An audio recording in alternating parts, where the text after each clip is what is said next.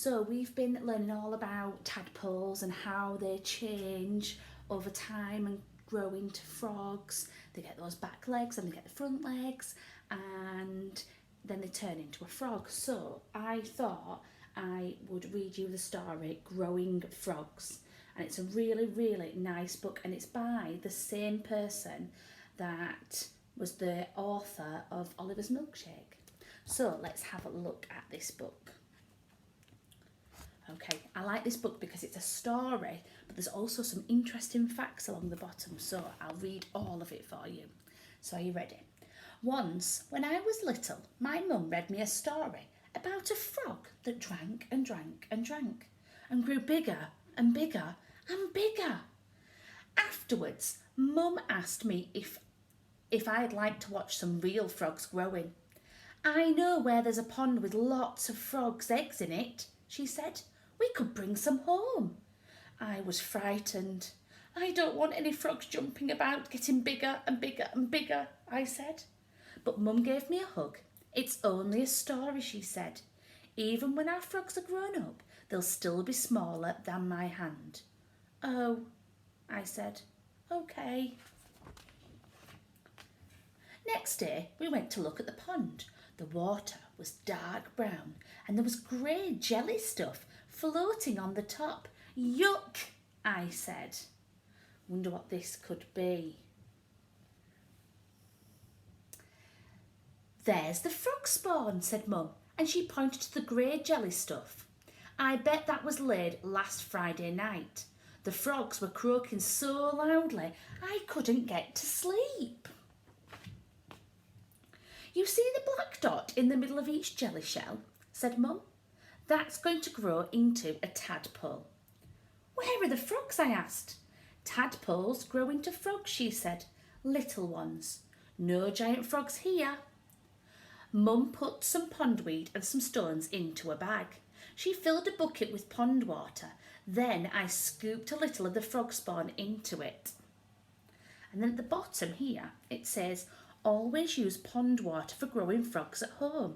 Tap water has chemicals like fluoride in it, which might poison them. We don't want to do that. When we got home, we put everything into a big fish tank in the kitchen.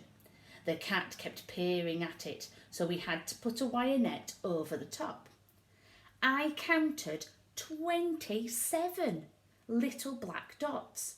Each dot was inside its own jelly shell. The tank needs to be somewhere that's cool and away from direct sunlight. Every day when I woke up, I went straight downstairs to look at the frog spawn. The little dots grew into bigger dots and then into tiny commas. And one morning, I saw the first tadpole wriggling out of its jelly shell. And the fact on here is, in a tank, the eggs hatch into tadpoles about 10 days after they are laid. At first, the tadpoles didn't do much. They just stayed close to their jelly shells and nibbled at the pondweed. But after 2 or 3 days, they looked quite different. There were feathery things on their heads, and I could see their eyes. They swam very fast. The feathery bits are called gills, and they are what underwater animals use for breathing. 10 of the eggs didn't hatch out. The black dots went dull and cloudy, and Mum took them away. Then we cleaned out the tank and put in fresh weed and pond water. One of the tadpoles swam into my hand when I was putting a stone back. It was slippery and slithery, and it made me jump.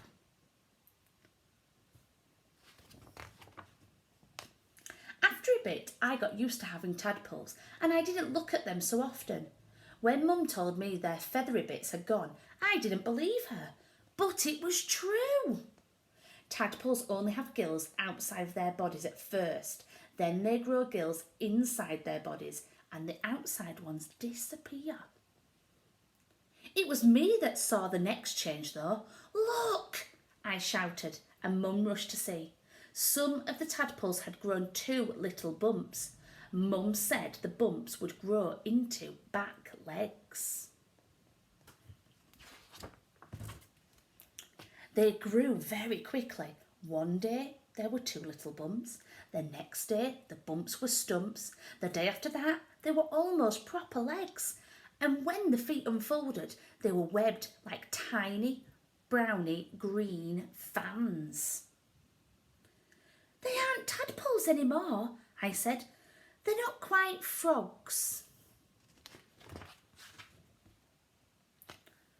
The not quite frogs grew front legs, and then their tails got shorter and their mouths got wide.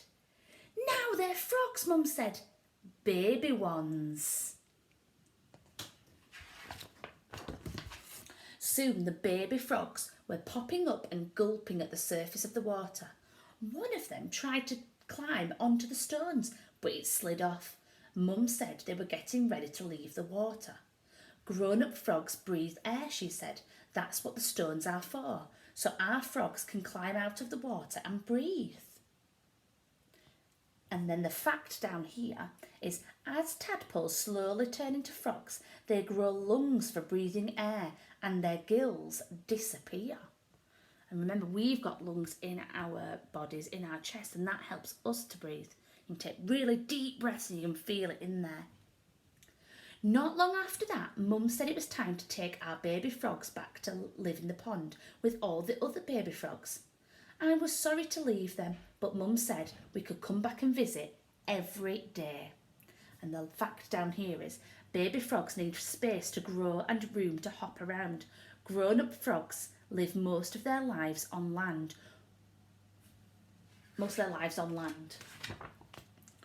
One rainy morning, a week later, Mum woke me up very early. Hurry, she said, and we ran downstairs and out to the pond. There were hundreds of tiny frogs hopping over the grass. They're looking for dark, wet places to live in, Mum said, but they won't go far, and in a couple of years they'll be back to lay frog spawn of their own. Will they be bigger then? I asked. Just a little, said Mum. Good, I said. I like having frogs jumping about, getting bigger and bigger and bigger. There you are. And that is the end of our story about growing frogs. I hope you enjoyed it, and I'll see you soon. Bye.